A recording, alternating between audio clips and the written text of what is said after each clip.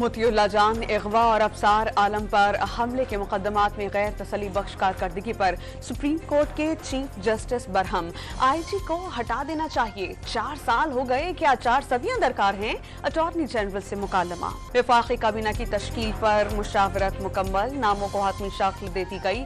हलफ बर्दारी आज होगी। 12 से 14 वज़रा हलफ उठाएंगे।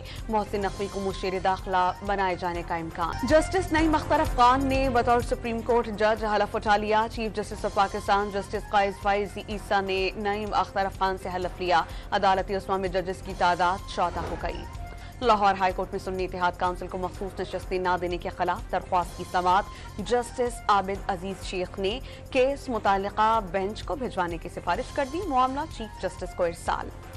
दौरान इद्दत निकाह केस में मुद्दई अदालत में पेश नहीं हुए। लाहौर के सेशन जज ने समाअत 12:30 बजे तक के लिए मुलतवी कर दी। कराची के इलाके जुबली में मुबैना पुलिस मुकाबला। रहमान डकैत का बेटा और लियारी गैंगवार का सरगना सारबान हलाक, साथी जख्मी हालत में गिरफ्तार। सुरजानी टाउन में शहरी की फायरिंग से डाकू मारा गया।